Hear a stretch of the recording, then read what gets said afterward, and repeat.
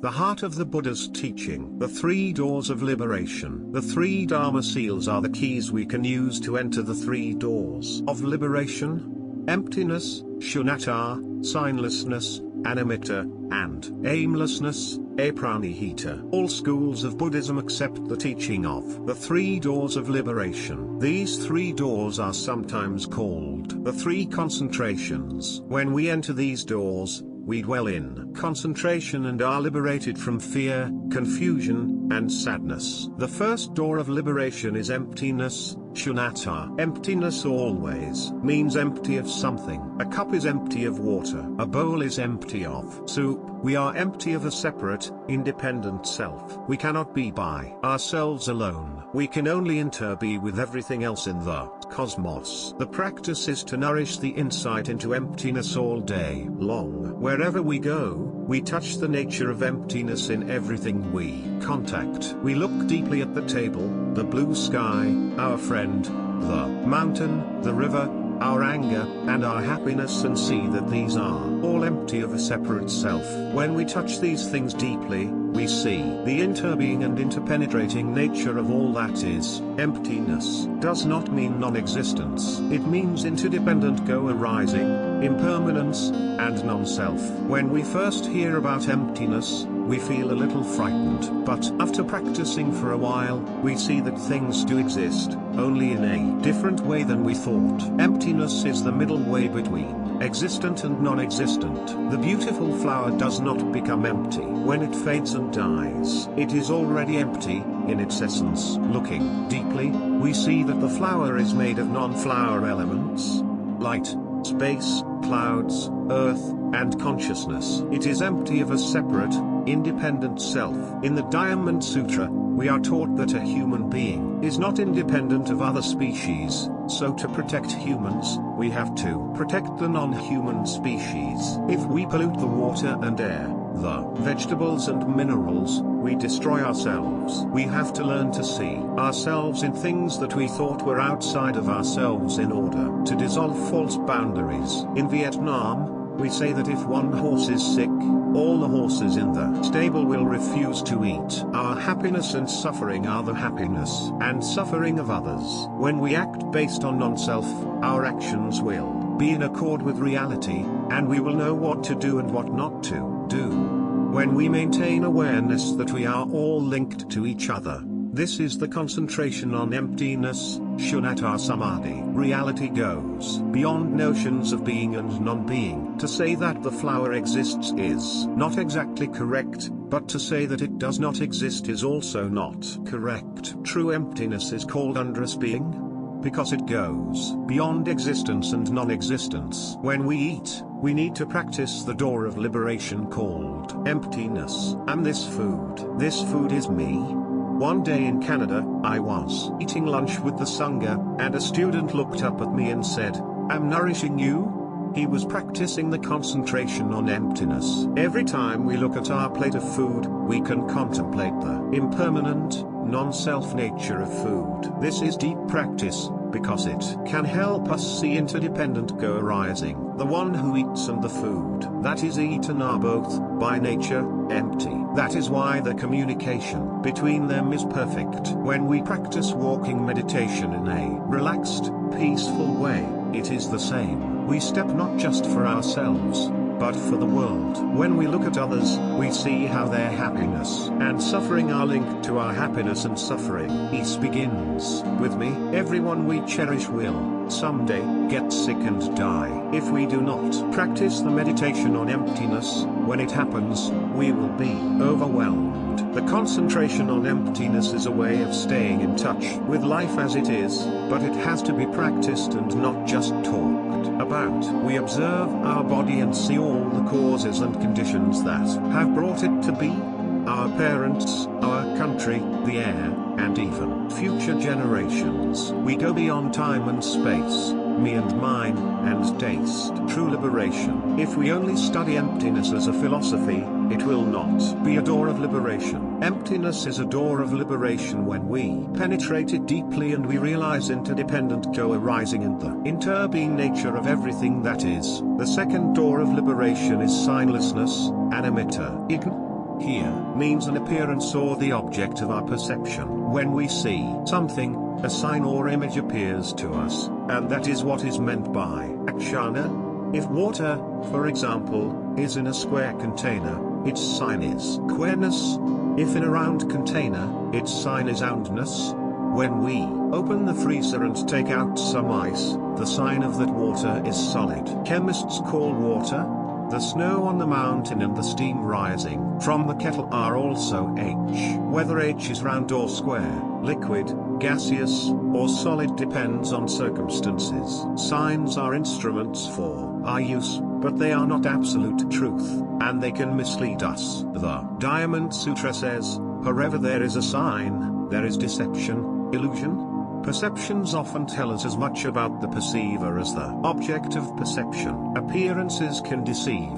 Practicing the concentration on signlessness is necessary for us to free ourselves. Until we can break through the signs, we cannot touch reality. As long as we are caught by signs, round, square, solid, liquid, gas, we will suffer. Nothing can be described in terms of just one sign, but without signs, we feel anxious. Our fear and attachment come from our being caught in signs. Until we touch the signless nature of things, we will continue to be afraid and to suffer. Before we can touch H, we have to let go of signs like squareness, roundness, hardness, heaviness, lightness, up, and down. Water is, in itself, neither square nor round nor solid. When we free ourselves from signs, we can enter the heart of reality. But until we can see the ocean in the sky, we are still caught by signs. The greatest relief is when we break through the barriers of sign and touch the world of signlessness,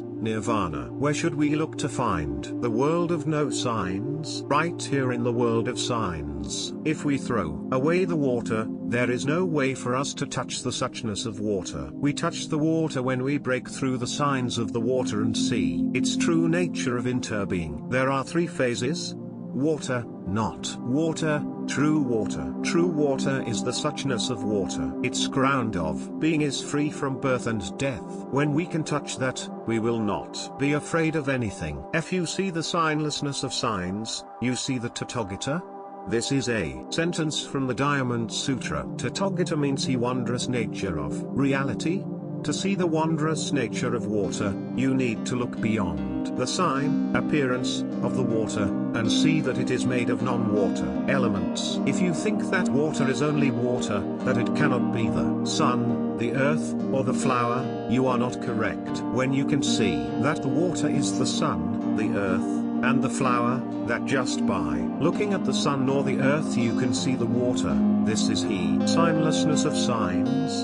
An organic gardener who looks at a banana peel, dead leaves, or rotting branches can see flowers, fruit, and vegetables in them. She is able to see the non-self nature of flowers, fruit, and garbage. When she can apply this insight to all other spheres, she will realize complete awakening. Politicians, economists, and educators need to practice signlessness. We put many young men in jail, but if we meditate on signlessness, we will discover where their violence comes from. What is our society like? How are our families organized? What is taught at our schools? Why should we lay all the blame at the feet of the young people? Why can we acknowledge our own co-responsibility? Young people harm themselves and others because life has no meaning for them. If we continue to live the way we do and organize society the way we do, we will continue to produce so many thousands of young people who will need to be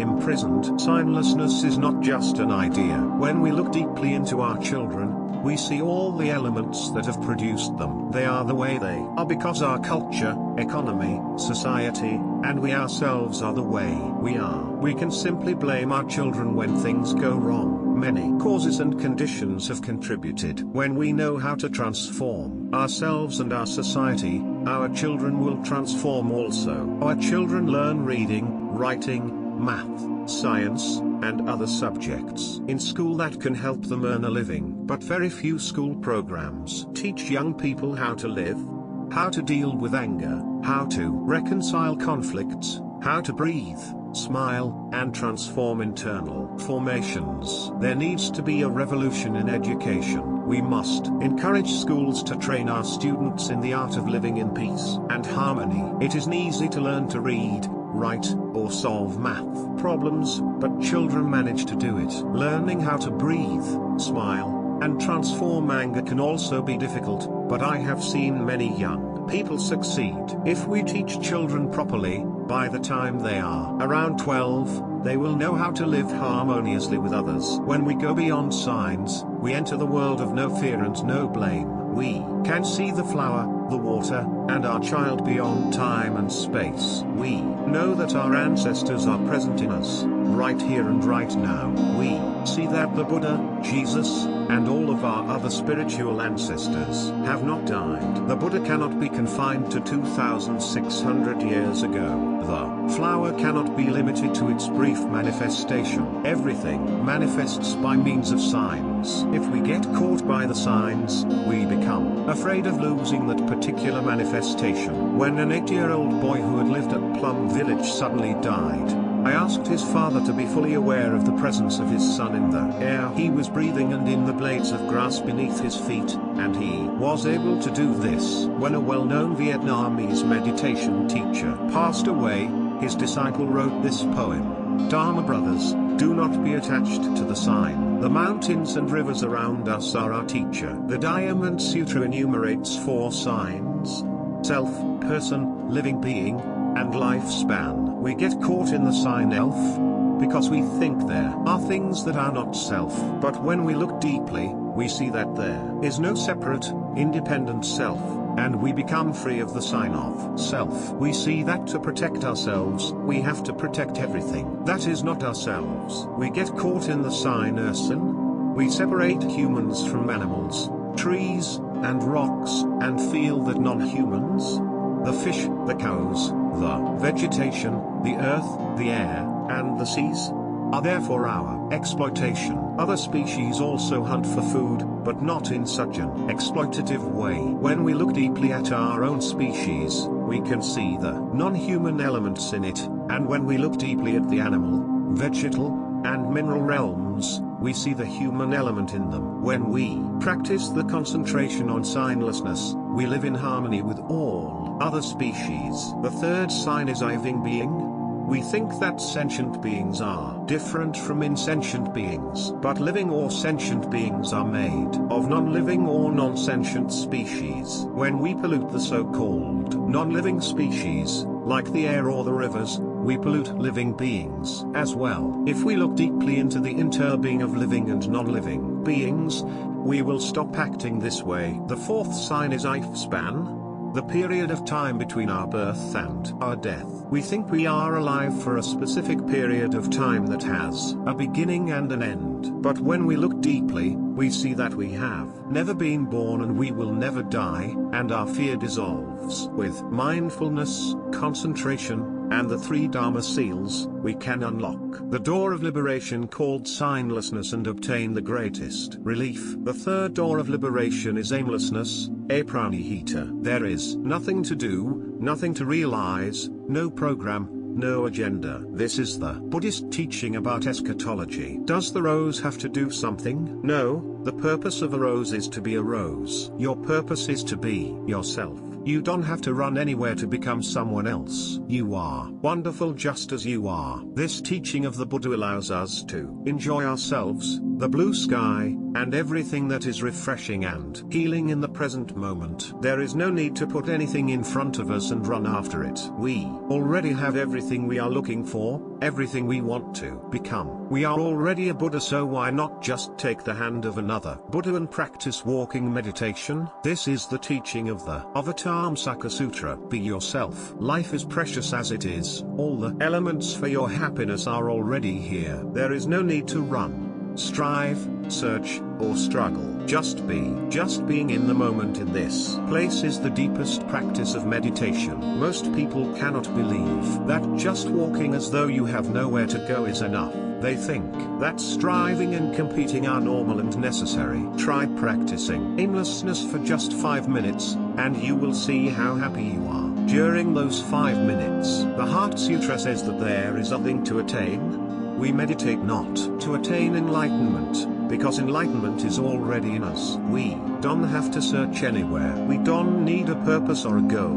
We don't practice in order to obtain some high position. In aimlessness, we see that we do not lack anything, that we already are what we want to become, and our striving just comes to a halt. We are at peace in the present moment, just seeing the sunlight streaming through our window or hearing the sound of the rain. We don't have to run after anything. We can enjoy every moment. People talk about entering nirvana, but we are already there. Aimlessness and nirvana are one. Waking up this morning, I smile. 24 brand new hours are before me. I vow to live fully in each moment, and to look at all beings with the eyes of love. These 24 hours are a precious gift, a gift we can only receive fully when we have opened the third door of liberation, aimlessness. If we think we have 24 hours to achieve a certain purpose, today will become a means to attain an end. The moment of chopping wood and carrying water is the moment of happiness. We do not need to wait for these chores to be done to be happy. To have happiness in this moment is the spirit of aimlessness. Otherwise, we will run in circles for the rest of our life. We have everything we need to make the present moment the happiest in our life. Even if we have a cold or a headache, we don't have to wait until we get over our cold to be happy. Having a cold is a part of life. Someone asked me, "Ren, you worried about the state of the world?" I allowed myself to breathe, and then I said, "What is most important is not to allow your anxiety about what happens in the world to fill your heart. If your heart is filled with anxiety, you will get sick, and you will not be able to help. There are wars, big and small, in many places, and that can cause us to lose our peace. Anxiety is the illness of our age. We worry about ourselves, our family, our friends, our work, and the state of the world. If we allow worry to fill our hearts, sooner or later we will get sick. Yes, there is tremendous suffering all over the world, but knowing this need not paralyze us. If we practice mindful breathing, mindful walking, mindful sitting, and working in mindfulness, we try our best to help, and we can have peace in our heart. Worrying does not accomplish anything. Even if you worry 20 times more, it will not change the situation of the world. In fact, your anxiety will only make things worse. Even though things are not as we would like, we can still be content, knowing we are trying our best and will continue to do so. If we don't know how to breathe, smile, and live every moment of our life deeply, we will never be able to help anyone. I am happy in the present moment. I do not ask for anything else. I do not expect any additional happiness or conditions that will bring about more happiness. The most important practice is aimlessness, not running after things, not grasping. We who have been fortunate enough to encounter the practice of mindfulness have a responsibility to bring peace and joy into our own lives, even though not everything in our body, mind, or environment is exactly as we would like. Without happiness we cannot be a refuge for others. Ask yourself, what am I waiting for to make me happy? Why am I not happy right now? My only desire is to help you see this. How can we bring the practice of mindfulness to the widest spectrum of society? How can we give birth to the greatest number of people who are happy and who know how to teach the art of mindful living to others? The number of people who create violence is very great, while the number of people who know how to breathe and create happiness is very small. Every day gives us a wonderful opportunity to be happy ourselves and to become a place of refuge for others. We don't need to become anything else. We don't need to perform some particular act. We only need to be happy in the present moment, and we can be of service to those we love and to our whole society. Aimlessness is stopping and realizing the happiness that is already available. If someone asks us how long he has to practice in order to be happy, we can tell him that he can be happy right now. The practice of apranihita, aimlessness, is the practice of freedom.